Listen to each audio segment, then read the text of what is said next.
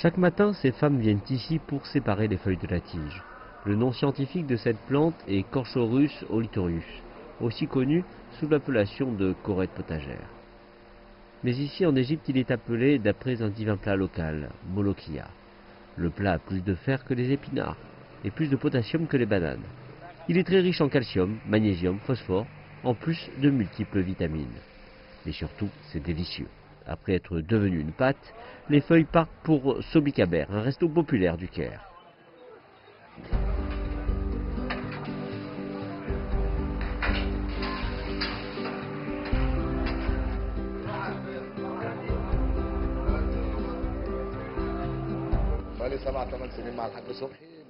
Pendant 8 ans, j'ai travaillé ici comme chef de molokhia. C'est l'unique plat que je fais. J'ai appris une méthode spécifique de le préparer et je suis devenu un expert. C'est tout ce que je peux faire.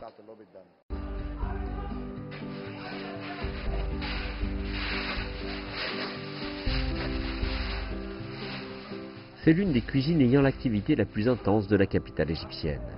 Le molokhia cependant est préparé dans sa propre section, loin du bruit, donc les cuisiniers peuvent se concentrer. Ils mixent la pâte avec la viande fraîche et la soupe de pigeon, ajoutant la coriandre sèche pour en faire un bouillon. Lorsque les feuilles sont cuites, elles sont mélangées à de l'ail frit et haché, ce qui semble simple.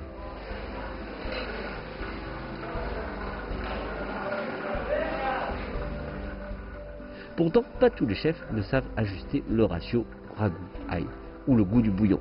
Toute erreur dans le mélange pourrait faire perdre sa texture au plat. L'ail est l'ingrédient le plus important du molokhia.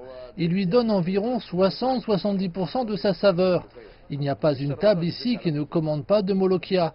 Laissez-moi vous montrer comment il est servi. C'est l'étape la plus importante dans la fabrication du molokhia. Quand le ragoût est mélangé avec les oignons frits, il émet un son. On l'appelle tacha dans la tradition égyptienne. Si un chef bienveillant a le hoquet durant la préparation, alors le molokhia aura meilleur goût que jamais. Bien sûr, cela n'arrive pas dans les restaurants, mais le tacha a pris de l'importance et de nombreux chefs comme Zizo essaient de le rendre aussi divertissant que possible.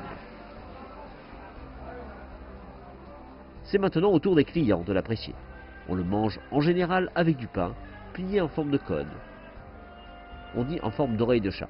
Quant au goût, le molokhia ici dépasse toutes les espérances. La seule chose qui manque est notre fameux pain, car un morceau de pain peut absorber beaucoup du ragoût. Je viens ici au moins une fois par mois pour apprécier le molokhia.